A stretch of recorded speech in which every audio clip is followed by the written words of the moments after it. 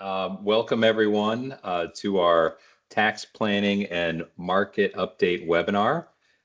We're going to be spending the next hour with you, and we're going to split this up into kind of two parts. The first part will be kind of a market update to understand where we've been, where we are today, and where we might be headed going forward. And then I'll be handing it over to Richard, who's going to be talking more about tax planning, what's going on in the realm of taxes, and what things might be changing, what things might be staying the same, so that you can make the best decisions possible for either your personal situation, whether it's financial planning, investment management, or tax planning, or for your business. So why don't we move ahead to, let's see, it's slide 4, if we could. All right. So I guess we should start with kind of the biggest thing that's happened this year, 2024, as far as investment markets are concerned, and that's with rate cuts. I'm kidding, sort of, in the sense that rate cuts have been a big deal for a lot of market participants, but I know for many people out there, the really big deal has been the election. Interestingly, there's been a lot of research done on how elections, presidential elections, add volatility in the election year leading up to the election. So just the idea of the uncertainty, not knowing who is going to fill the White House, which candidate will be president. Also, in a presidential election year, there's not only the White House up for grabs, there's also Congress. So which direction will that be going? Will these people be working together? Will they be working in opposition to one another? These things are unknown until the election. So what I've seen in research seems to indicate that with the higher levels of uncertainty before an election, there's more volatility. Post-election, there seems to be a bit of a mini rally, as I'll show you in a couple of slides. But that uncertainty, I think, in this election, there's now uncertainty about what it all means. And we'll talk more about that as far as tariffs and regulations, et cetera. But as far as how the economy is performing, on the next slide, we'll show you that, from a big picture, things are looking pretty good. The economy in the US has been growing at a decent pace. The chart on the left is showing you quarterly economic growth as measured by the gross domestic product, and it shows you kind of a growth rate. The last quarter that was reported as of September 30th, the Q3 number, was a growth rate of 2.8%. So what you're looking at are these quarterly numbers. Anything in purple has already happened. Anything in gray is an expectation going forward of what economists think. Now, what you can see is that the gray bars are lower than the purple bars, most recent purple bars. And this is economists thinking that with rates being higher than they had been historically, that it would slow down the economy. But what I want to point out here is that Q3 and Q2, which are the most recent quarters reported, economists expected those numbers to be between 1.5% to 2%, and they outperformed. So kind of a bigger picture view of this is that the economy's been outperforming expectations. The chart on the right is looking at this a little bit differently. This is a purchasing managers index. What does that mean? Well, it's a survey that the S&P sends out to people that are responsible for purchasing the raw materials for their business or the supplies for their business if it's a service business. So the person who might be responsible for ordering steel for a car manufacturer, or might be the person's responsible for filling the shelves of a Costco. What does their order book look like? Are they increasing their orders, or are they decreasing them? So anything that reads above 50 means expansion. Anything below 50, contraction. And what you can see in this chart is the yellow line, which represents manufacturing output, has dipped below 50. That is to say, it's in contraction mode. However, the services business activity has remained well above 50 and is actually increasing. So what that's telling you is that these companies see more demand for their services, so they are increasing their orders. And that's a positive sign for the economy. The composite number is a combination of both the manufacturing and the services sectors. And given that the US is more of a service-oriented economy, you can see why it kind of more closely matches that service output. So again, pretty positive sign for the economy. The labor market, which is on the next slide, shows you we've got a couple of charts. Payrolls, how many jobs have been created in the US, and this is reported on a monthly basis. The latest number for November, jobs created 227,000. That just came out late last week. It was above expectations. So again, when I talk about things, it's not just what the level of the number is, but whether it's meeting or exceeding or falling below expectations. So this is above expectations. Incidentally, the bar just before that for October, very low. Not surprising because we had 2 hurricanes and we had a Boeing strike. So that number was a bit suppressed. But even understanding that the October number was supposed to be lower, the November expectation was for around 200,000 jobs, knowing that October was bad. So it actually exceeded that. So again, this idea that the actual results are exceeding expectations is kind of a theme here.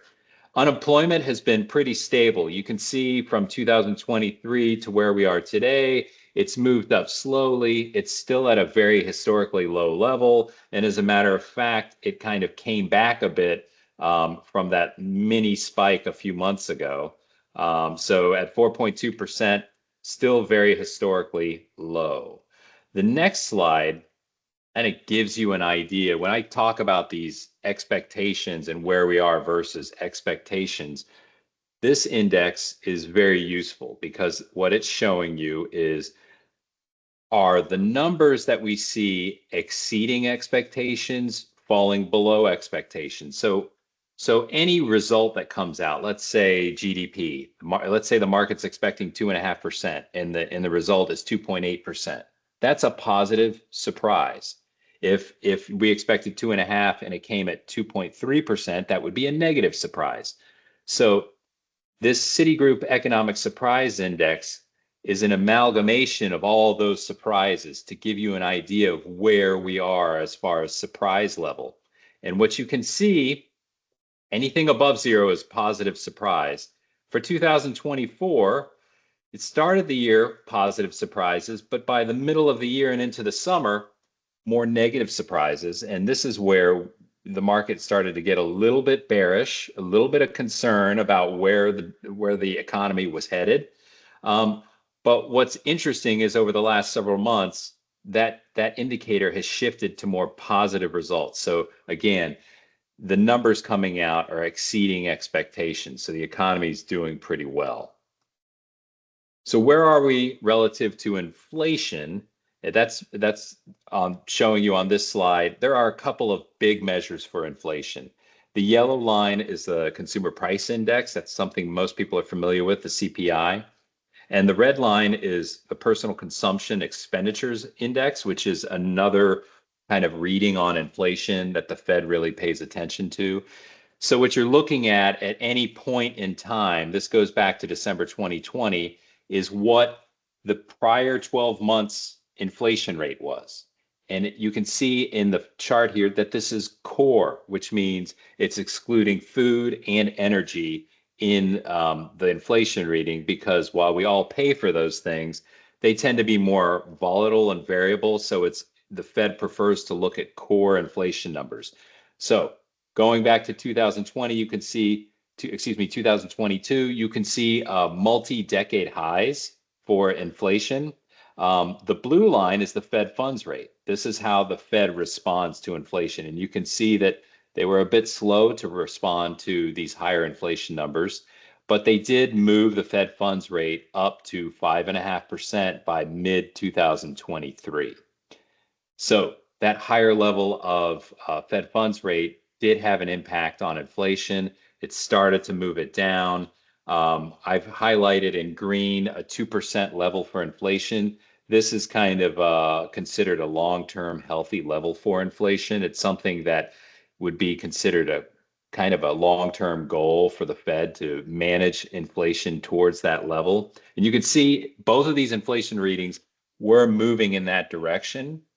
But I've got a little circle at the end of the charts here where the red line and the yellow line have moved more sideways than down. So as a matter of fact, the CPI number for November just came out yesterday at 3.3%, meeting expectations, but again, moving sideways. Nonetheless, the Fed, as you can see with this blue line, has cut rates twice already. 0.5% in September and another 0.25% in November. The expectations are very high that they will be cutting the Fed funds rate again in December. Now, I say that that's what the expectation is. And you might ask yourself, well, why are they doing that if inflation is moving sideways? Well, they have information that they don't exactly share with the public. We're not privy to the inner workings of their mind, but what seems to be the case is that they believe that implied rent, i.e. housing costs, are coming down. They're just lagging, and that these inflation numbers are a little bit elevated today, but they will continue their trend towards 2%, leaving them room to cut the Fed funds rate. So by cutting the Fed funds rate, that is positive for stocks. And on the next slide, what I want to show you is what the stock market has done this year. So what we're looking at are a few different slices of the stock market. So this chart starts at the beginning of this year, that's all the way to the left, and runs through basically this week all the way to the right. So at any given point in time, you can see how this particular index is performing year to date as of that period of time. So the blue line is the Russell 1000 index. This is large cap US stocks. The red line are mid cap stocks, again, domestic. And then the third domestic index is the green line. That's the Russell 2000 small cap index. So red, blue, and green are the domestic indexes. The purple line is the All Country World Index, ex-US, so everything outside the US. So that's our international measure.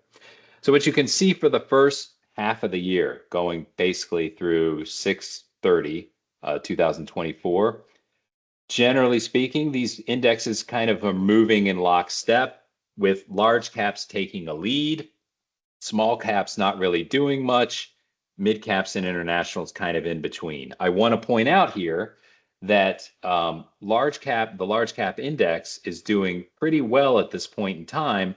A lot of that's driven by the biggest companies in that index, the so-called Magnificent Seven. It's a market cap weighted index, which means that the biggest stocks in the index have the biggest impact on the index. They represent about 30% of it. So if they're doing really well, it kind of makes the whole index look good. If you're not in Magnificent Seven stocks at that point in time, your results may not look as good as the Russell 1000 index. Okay.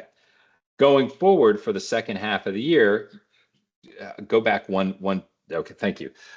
You can see starting in July, a lot more volatility. Okay, so we talked about the election. Elections do add volatility to the markets. You can also see this post-election bounce right after the election. You see kind of a big move up in November, but only in the domestic indexes. A lot of this is implied with the thoughts on tariffs. Tariffs bad for international companies. So there's some extrapolation going on there. I would say tariffs are not good for any company, not necessarily just an international company. Sure, it's harder for them to sell their goods in the US, but with tariffs come retaliatory tariffs, so that's not necessarily good for anyone. But what we are seeing is kind of the results of the US economy is doing well. We're in a rate cut cycle. So US-based stocks have been performing better than international. What you can also note here is that there's the gap between mid caps and small caps and large caps has started to shrink somewhat. Again, with the cut in the Fed funds rate, that tends to benefit all companies, but small cap companies tend to be more debt reliant. So having lower interest rates could be a benefit there. Just touching really quickly on the international index, and it's performing pretty well, but not as well as domestic indexes. This is taking a really long view of international versus US, and there are cycles there. I get asked this a lot because investors will say, well, why am I in international stocks?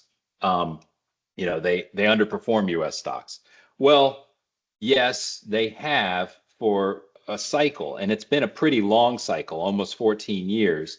But there are cycles, and it sometimes it's dependent on how economies are performing. So the U.S. has been a leader there, but if it doesn't maintain that lead, if other economies like in Western Europe start to inflect and improve, that situation can change. Also, currency. This is the gray line on this chart. If the U.S. dollar starts to weaken, that could benefit international stocks. There are puts and takes here. I think it's important that one considers having international investing as a part of a portfolio, so that you're not completely exposed only to domestic markets. Okay, so shifting gears, let's talk a little bit about corporate earnings on the next slide. Q3 was a pretty good earnings growth quarter, and it's been part of a trend that's been continuing for a little while. But what I want to point out here in a bigger picture view on this is looking at the different sectors of the S&P 500 and what the surprise was. Again, we're talking about surprise here. What does that mean? Well, so if you exceed your earnings expectations, that's a positive surprise. If you miss your earnings expectations, that's a negative surprise. And what you can see in this chart is that there were three different sectors that kind of missed on their earnings: materials, utilities, and the interesting one, information technology. Information technology has been really a leader as far as positive surprises going back a couple of years. But what you also see in this is that more sectors are exceeding their expectations. This is what I want to call kind of a more breadth in the market. So when I mentioned earlier that the Russell 1000 was being heavily impacted by the Magnificent Seven, that's more of a concentrated market. It's being dragged up by a handful of stocks. Well, if more companies are starting to exceed their expectations, that could point to a market that's more broadly led across the board by different companies and not just the same handful of tech-oriented and communication services-oriented businesses. So I think that's an interesting takeaway. The next slide gives you some perspective on what quarterly earnings growth has looked like. So, for the last several quarters, we've had earnings growth. Q4 is just underway now. It ends on, December 31st, but it doesn't get reported until well into January and February. The expectations right now are for 12% growth among S&P 500 earnings, S&P 500 companies. So that is, again, a very positive sign. Why am I making a big deal about earnings? Because that is the fundamental, the biggest fundamental for stocks. In other words, if a company can grow its earnings over time, it should be growing the value of the business. And if the value of the business is growing, then that supports its stock price. So if earnings are growing, that's generally good for stock returns. Okay, so looking at on the next slide, breaking out Q4 expectations and what they look like sector to sector, what you can see is that really it's only energy, that energy sector, which is kind of expecting to have not a great quarter. This is due to the fact that energy prices have been coming down. So no secret, when energy prices go down, it's generally not good for energy companies. But again, looking at the spread and the sectors, you can see, yes, communication services and info technology have higher expected growth rates, but financials, interestingly enough, are expecting to have a very good quarter. A lot of this, it's interesting. So the way that a lot of financials make their money is by the spread. Say a bank, they take in deposits and they pay a certain rate, but then they lend out money for loans and they charge a higher rate.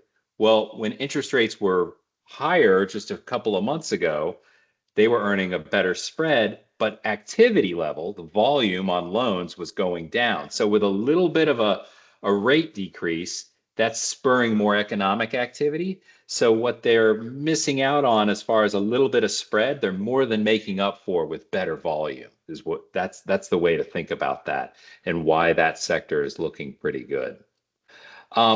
I want to shift gears and talk a little bit about on the next slide, thinking about things a little differently because to this point, we've just been talking about earnings growth and expectations there, but let's talk about growth versus value. So growth stocks tend to be companies that maybe don't earn as much today, but are expected to have a high earnings growth rate and better earnings in the future. A value stock, and these are generalities, a value stock is characterized as something that's more of a stable business that generates a pretty decent cash flow or earnings today, but it's not going to grow at a very high clip going forward. So a value stock might be a Hanes Brands or a Miller Coors or a Coca-Cola, uh, something like that. That they generate very decent earnings as a percentage of the size of the business, but they're going to grow more in line with population. Whereas, a growth stock could be something that is more like a startup or something, or even just a tech-oriented business that has lower earnings today, but is expected to have really high earnings growth going forward. So kind of a bird in the hand for value is two in the bush for growth. Well, so how expensive are growth stocks relative to value stocks? That changes over time. So what we're looking at are forward PE ratios.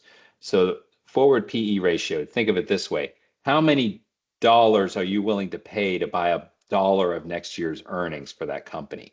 And what you can see is that growth stocks have gotten more expensive relative to value stocks. We always expect them to be more expensive than value stocks, but the gap that you're seeing in recent history is pretty wide. It was about as wide as it was right after COVID, right after the market started to rally, after the economy opened up.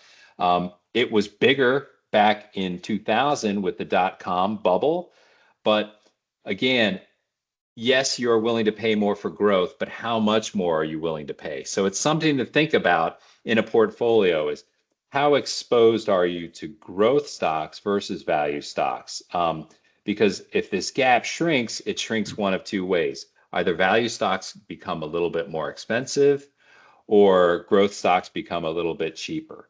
Either way, you might want to consider how your portfolio is tilted and make adjustments there based on kind of the level of how dear growth stocks are relative to value stocks. Okay, so I've gone on for quite a while now on the market. Looking forward, earnings growth exists. That's good for stocks. Rate cuts those are good for stocks. We've had 2 years of really 20+% increases in stocks.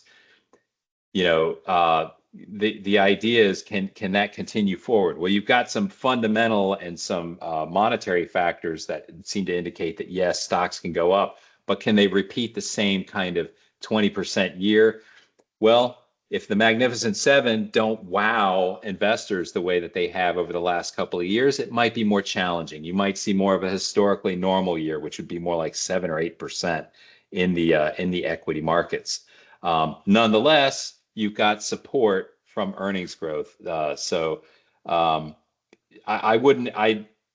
Not expecting some major consolidation, but we might see some consolidation in the year, which would lead to maybe some points where there could be a small sell-off. Consolidation usually means something more like in the 10% contraction, but the long-term prospects look pretty good for companies right now.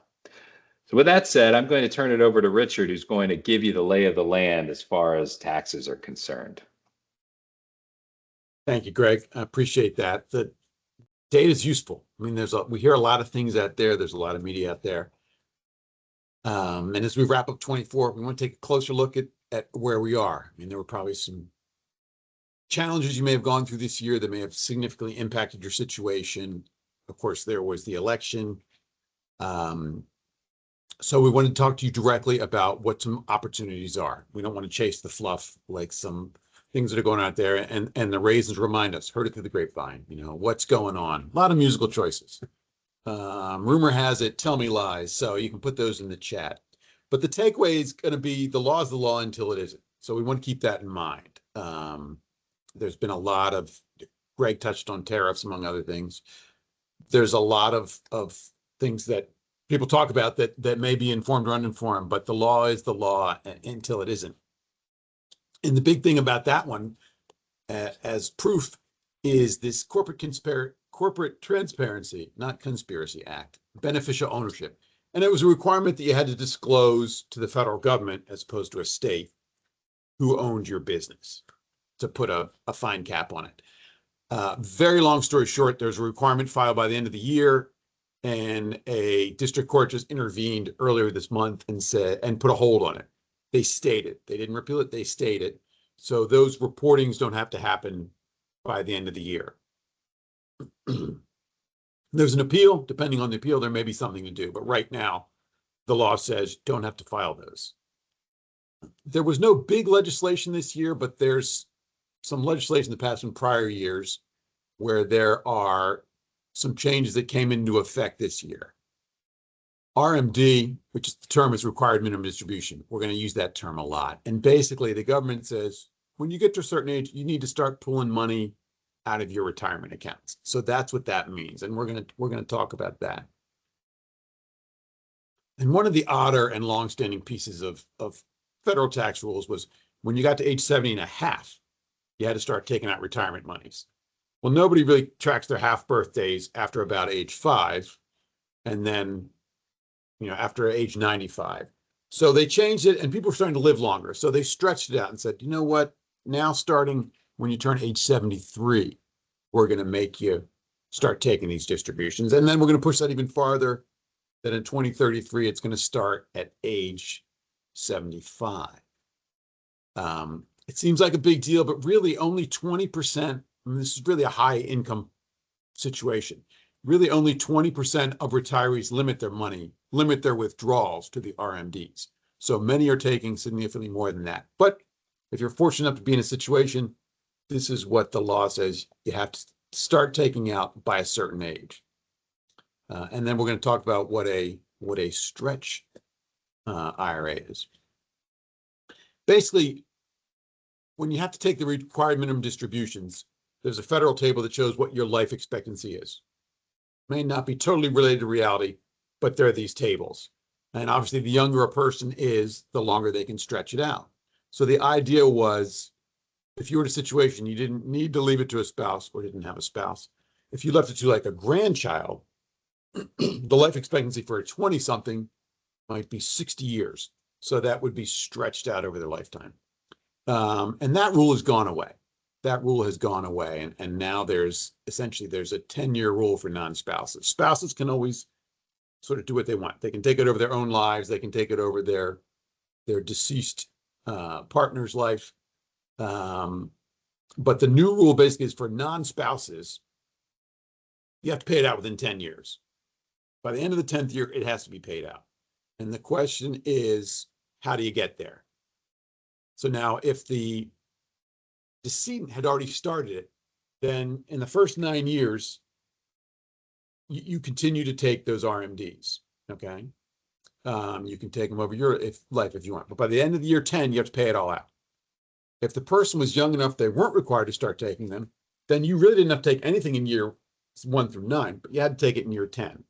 So while delay, of course, we obviously delay it. You may not want to delay it because if you have a big lump of income coming through, it might put you in a higher bracket. So there's some planning opportunities there depending upon your situation. There's no one answer. Another thing that came out of this was essentially super catch-ups. So years ago, the federal government determined that people weren't putting enough money away. and with the demise of regular traditional pension plans, wanted to incentivize people to put more money away on their own. And so basically they said, if you got to be a certain age, we're going to let you put a little more money away. What they were called catch-up contributions. Okay. And that was after age 50. So, you know what, get to age 50, we need to start putting more money away. So we'll let you put $1,000 away. Okay. And so what they've done now is said, all right, well, the situation's really not gotten a whole lot better. We're going to have super catch-ups. So for those of you in ages 60 to 63, so this 4-year window, you really get to jump it up. Instead of 7,500, you get to put up to 11,250. So there's an extra amount you get to put in there. And again, the government's putting you on notice to say, hey, you know, you need to start putting money away for yourselves. We might think Social Security is going to be there, but we need you to put more money away for yourself. So this is a great opportunity. Now there's some rules there about the excess going into a Roth, and we'll talk about what a Roth is. It's not a bad thing when the government lets you put money away for yourself, for your own retirement.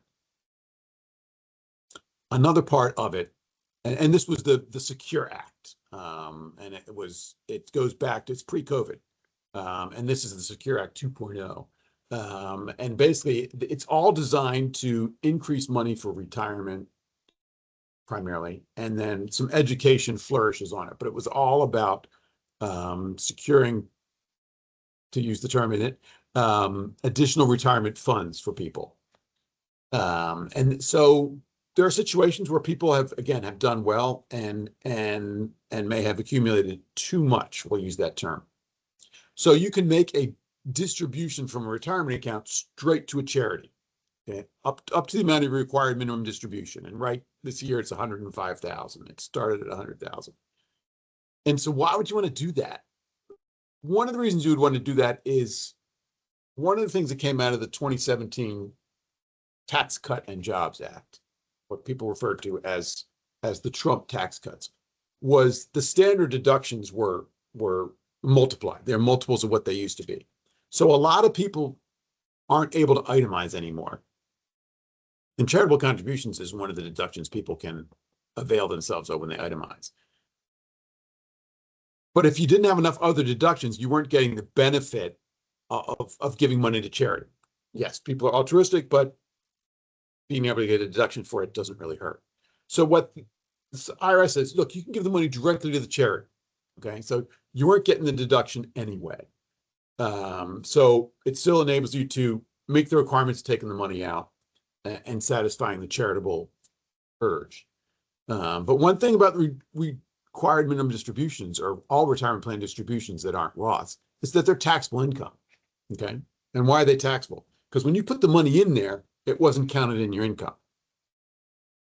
And the easiest way to see this is if you look at your W-2 at the end of the year, and let's say you made $100,000, but it's only showing $86,000. And that's because you put $14,000 into the IRA. So that money wasn't taxed when you earned it back in the day. And it's grown without any taxes during all these years. Well, when you start pulling it out, it's going to be taxable. So there might be situations where, and we're not looking to add more taxable income, so by which these retirement plan distributions would be. So by transferring it directly to the charity, we meet a couple of things. One, we don't increase our gross income and our taxable income, but we don't lose the deduction that we really weren't getting anyway. And then there are provisions for certain special kinds of trusts to be able to make a one-time transfer out of these retirement accounts. So again, it's about flexibility, but put more money in there. So on a seemingly unrelated part, we had 529 plans, and that's the section of the Internal Revenue Code that lets you put money away, basically a savings account, a retirement account for college. And the rules said you can put money in these accounts. We're not going to give you a federal deduction, but on the other hand, we're not going to charge you income as long as you use it for college. Okay, as long as you use it for college and related expenses. So a lot of people took to it, and some people did really well and saved a lot of money in there, and then accumulated a lot of money in there. And then for whatever reason, their child didn't need it. Went to a cheaper school, didn't go, got scholarships. So they had this money sitting in there. And so what the government said, and this is a really narrow needle to thread, but if you can thread it, it's pretty nice. is, you know, what you can do is, if you've had it, that's met these requirements, you've had it for 15 years, and you can put $35,000 into a Roth IRA. So you can transfer it from a education savings account to a retirement savings account. All right. It's a good thing. And we don't want the money to go to waste. So what is a Roth? A Roth is a retirement account. When you put money into it, you don't get a deduction.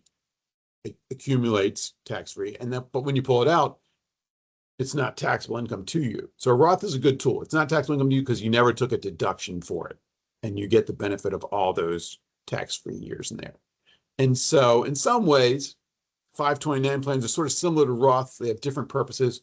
And this sort of brings the purposes together for that. Again, it's a narrow needle to thread, but if it works for you, that's a good thing. The Secure Act also has some changes to Roths. And again, what I'm going to say, a Roth is a good tool to have, you know, in part of your kit in terms of retirement accounts. And it's a different set. Again, you didn't get a deduction for it. It's not taxable to you. So these limits were broadened actually going back to the Clinton administration, and then adjusted for inflation so that as inflation increases, you can put away more money each year. And so we've bolded what the numbers are for 25, and these are modest increases based on inflation. And one of the things we talk about is a Roth, and so you can convert a traditional retirement account to a Roth, but you pay tax on the gains at that point. So again, it fits in certain situations and enables you to convert them. Let's say you have a low tax year, but you're going to pay tax that year on the gain. And the reason to convert is, it lets it grow down the road, tax exempt when you pull it out. And the theory is you're not necessarily going to be in a lower bracket when you pull it out anyway. So you can prepay the taxes on that. But there's a lot of opportunities there that we're happy to talk about. So some things that look like non-income tax related on the top is this digital reporting. So people are familiar with a 1099. You get it for interest, you get it for dividends. But if you're a consultant, let's say self-employed, you get a 1099 miscellaneous. Well, the IRS created what's called a 1099-K. And this is the law of unintended consequences. And the idea was people using all these digital platforms, you know, CashApp, Venmo, Etsy, PayPal, et cetera. And some people using them for business.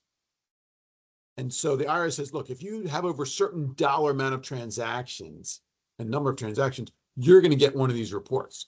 So the assumption is this is taxable to you. And when I talk about the unintended consequences, let's say we're splitting tickets, season tickets to a sports team. Let's say you're paying your babysitter $20 an hour on Venmo. These things catch up. So now all of a sudden you have to report this, and then you have to, in essence, justify to the service whether it was or was not a for-profit business that you were in. It's one thing if you're selling stuff on Etsy or one of these things, but it's another thing if we're splitting dinners and because nobody carries cash anymore. We're splitting dinners, we're splitting tickets and those things. So again, it's a reporting requirement. For 25, it's going to be $5,000. It's scheduled to go to $2,526 and all the way down to $600, which is like a couple weekends of babysitters for your teenagers. Not a whole lot. Clean vehicles, electric cars, very much in the news the last 4 years. And there are these incredibly complex rules for figuring out whether the car you're trying to buy qualifies for one of these credits. Manufacturers have figured it out. You can see it when you get in there. It can be up to $7,500, but there are limits, okay?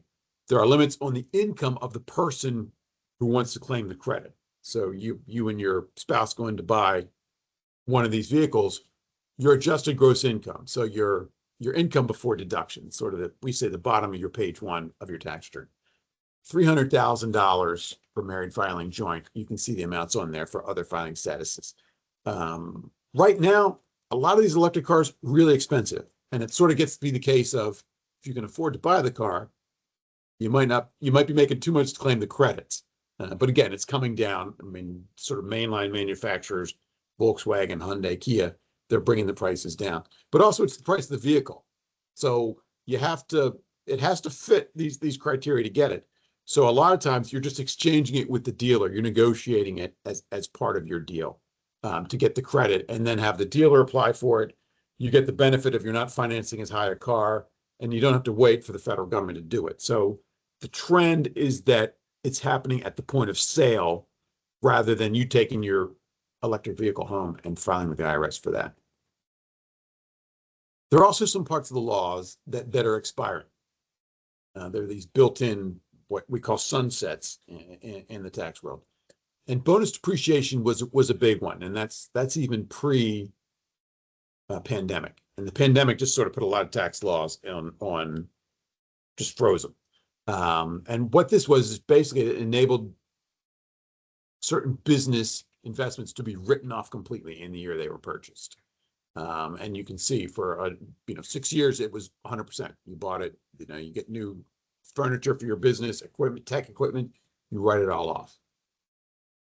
But the idea is to sort of wean people from it. And so it stepped down in 23, stepped down in 24, stepped down again in 25. So there's that going on. The other part that came out of the 2017 tax cuts is you're not able to deduct your whole business loss. Okay, let's say you're running a business and you lost money for the year. Used to be you could take that dollar for dollar against your other income, spousal wages, investment income, those things. Well, they put limits on it and said, okay, in a given year, you can only take so much of that loss. The amounts over that, what are considered excess, carry forward into subsequent years. So right now, it's essentially $300,000 for an individual, $600,000 for a couple married filing couple. So let's say my spouse and I lose $700,000 on my business. I can only deduct 610 of it in 24. That other 90 carries into 25 again against my other income that year. So again, it's not denying it, it's delaying it. And then the biggest thing that you're going to hear about between now and until something happens next December is the sunset of the Tax Cut and Jobs Act, the Trump tax cut. They were passed a certain way. If you get a supermajority, the law is the law. If you can only get a bare majority, 51 in the Senate, it's what's called reconciliation, which basically says you can change the law for about a 10-year window, and then it goes away. So what it means is if nothing happens this year, and we're not here to talk about politics, B, we're not very good at predicting it. If nothing happens legislatively, then this law sunsets. And what that means is it goes away at December 31, 25. And January 1, 26 looks a lot like January 1, 2016. So we fall back to all those old rates and exclusions and rules, and it was a long time ago, and most people don't remember what those were. but it's going to fall back to that. So avoidable on a lot of ways, but we're going to talk about this year. So there's still time in the year to look at your withholdings. You have until the middle of January, and the big thing on the planning world, we want to avoid unwanted surprises next year, and usually that means bad surprises. Okay, getting a big refund isn't great tax planning. It means the government had your money tax free. Owing a lot, if there's penalties and interest involved, is something we're trying to avoid too. So we're trying to come into the soft landing and avoid the underpayment penalties. And those penalties are pretty significant. I mean, for the first 3 quarters of the year, the penalty was 8%. So if I owe $100,000, 8% would be $8,000 of penalties that we never get back. It's an annualized rate. It was 8% for the first 3 quarters. It was 7% for the fourth quarter. So that still works out to be, I think, about 7.67%. So it is significant dollars that we don't want to give away. We talked about the rates. This is the inflation adjustment for what the rates are for 24. If the Tax Cuts and Jobs Act sunsets, the first two go away. There's no 10 and 12% rate at that point. 37 becomes 39.6. Couple just things of note. The income tax brackets for single and married filing separate are the same until we get to the 35 and 37% brackets. So again, they're less punitive than they used to be. The top 1% of AGI, adjusted gross income, is $663,000. Okay, so the top 1% are those with adjusted gross incomes over 663,000. As a point of reference, they earn 22% based on last year's the last year that there's data. 22% of total income and pay 40% of the taxes. So that gives you an idea of sort of where those numbers fall. And we're looking and go, well, where do I fall in all that? There is an opportunity, and Greg talked about these great gains in the stock market. There's a great opportunity for long-term capital gains and qualified dividends. So a long-term capital gain is a stock you've held, capital asset, for at least a year. And so if you fit into one of these windows and they're taxed at 15%, they get a preferred rate. They get a preferential rate of 15%. So if we go back to these brackets and go, well, is it a flat 15%? No, it's a maximum of 15%. So if I'm in the 12% bracket and I have capital gains, they're not taxed at 15%. The capital gains are, long-term capital gains are taxed at the lower of my regular rate or the capital gains rate.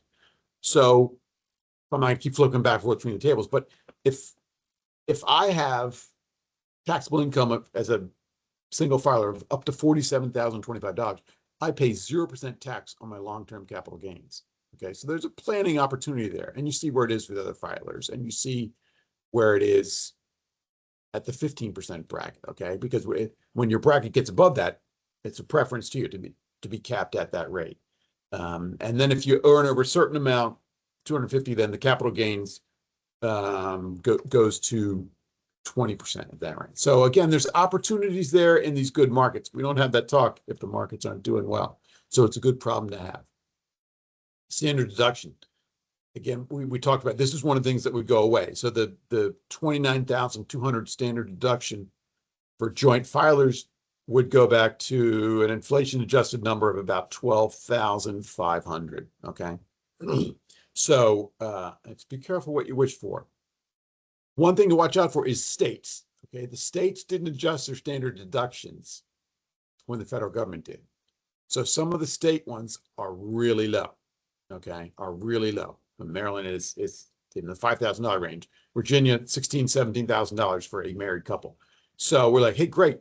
I'm not going to itemize, but you want to do that comparison because I'm saving on my federal. But if I'm giving up a lot of money on my state, and Virginia people are lucky, their state rate 5 3/4 is a lot lower than Maryland and DC rate.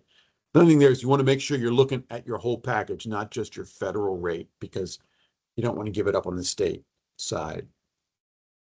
One of the things people gave up in exchange for these higher standard deductions is we all know is the SALT tax limitation. Okay, nobody heard of the SALT tax until 8 years ago. And that's state and local taxes, and it was capped at a flat $10,000. Okay. And in exchange for that cap, you've got these lower rates and you got these big standard deductions. Well, many people who are fortunate enough to live in the state of Maryland, New Jersey, New York, you pay a lot more than $10,000 in real estate taxes and state income taxes. You're giving up a lot of deductions. In reality, you were paying a lot of alternative minimum tax on that, but there's that trade-off there on that. So keep that in mind in terms of when you're doing all of your planning. State and local taxes, we touched on that. They're pass-through taxes for certain partnerships that the states have a workaround there. But this is something that would come down if there's significant changes to the Tax Cuts and Jobs Act. The net investment income tax, this goes back to the ACA, the Obamacare funding, which is, hey, it's great you guys are making money in the stock market, but we need another funding. So we have an additional 3.8% tax on top of your 20% capital gains tax. So all of a sudden my capital gains rate went to 23.8% federal. And again, you see where it kicks in at $250,000 for a fair gain. So it's another thing that factors into your tax planning. Estate and gifts is probably one of the biggest pieces that you've heard about under the Tax Cut and Jobs Act. And the exemption was $6,000 when this act was passed. By inflation, it's getting up to almost $14 million for the coming year. If this act sunsets, drops back to $7 million. Real money if you're in that situation. Annual exclusion, people always want to check up on. Estate planning is not just about the taxes. It's about insurance. It's about taking care of the people you want to take care of. The other piece on the estate and gift is the residency matters. Virginia doesn't have an estate tax. Maryland has an estate tax, but you can transfer it between spouses. DC has an estate tax. It is not portable, cannot be transferred between spouses. I'm just going to touch on crypto. Going back a couple years now, there's a specific question on your return. Are you engaged in crypto transactions? Okay. Are you engaged? Okay. Of course, we answer it honestly, but then you also have to report your crypto activity. Again, this is sort of the unintended consequences.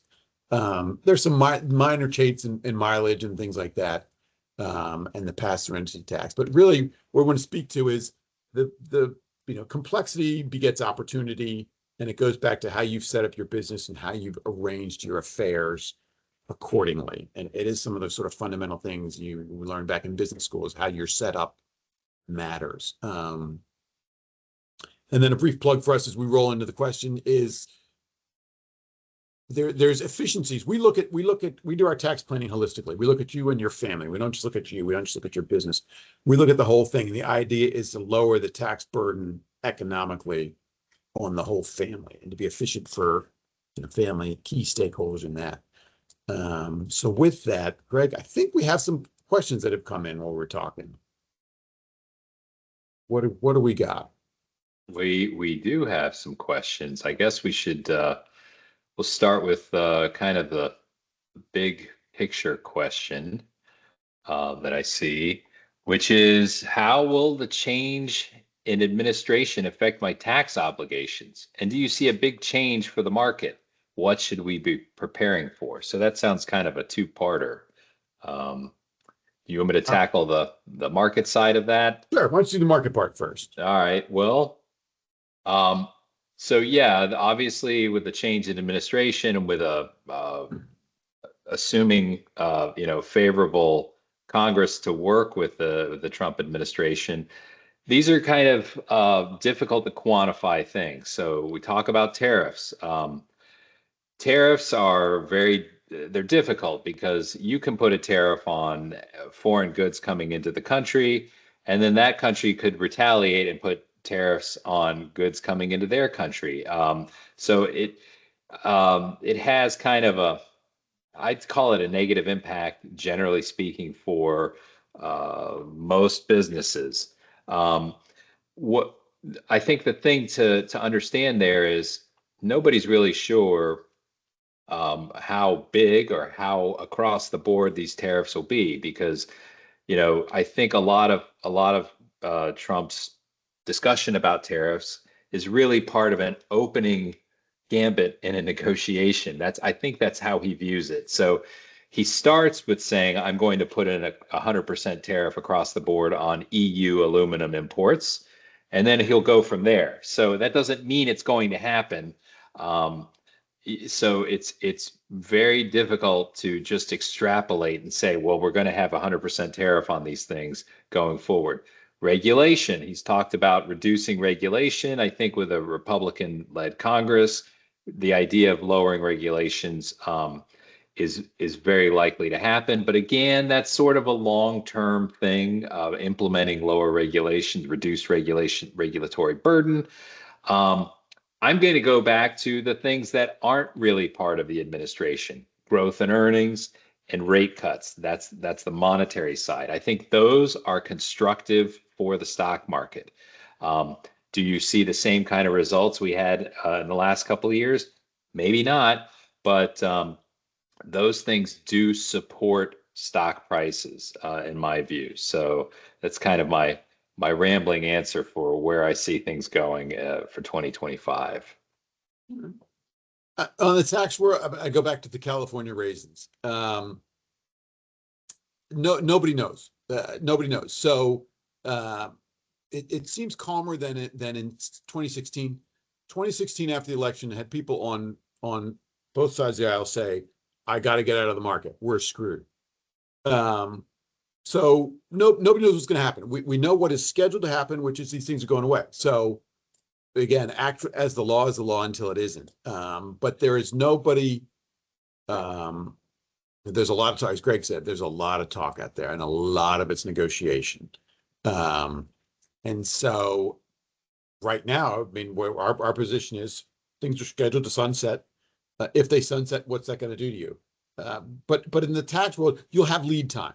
Okay, so you're not going to wake up tomorrow and hear, oh, but here's what the tax rate is. Okay, it is still a legislative function. The House minority is the House majority is the smallest majority in the lifetime of anybody that is listening to this. So people who say, I know this is going to happen because of person X, those are the same people who might not have known who Senators Manchin and Sinema were 4 years ago. So sit tight and we'll keep you posted. Yeah, good point. Okay, this one is a little bit different. So it sounds like the questioner is considering making a move to a different state. So will moving to a state with a lower income tax or none, like Florida or Delaware, maybe this person wants to move to Del Boca Vista. Will that save me money in taxes overall, or are there other factors I should consider? That's that's probably the number 2 question we always get after, what are the smart people doing? If you're flexible enough to be able to move, then a lower state income tax can help you. But if, let's say you move to Florida and you operate a bunch of Maryland, you own a bunch of Maryland property that you rent out, so you have rental real estate. The state of Maryland still, as every state, is entitled to tax businesses in its jurisdiction. So even though I'm a Florida resident in this example, the state of Maryland is still entitled and will collect its tax on your Maryland rental properties.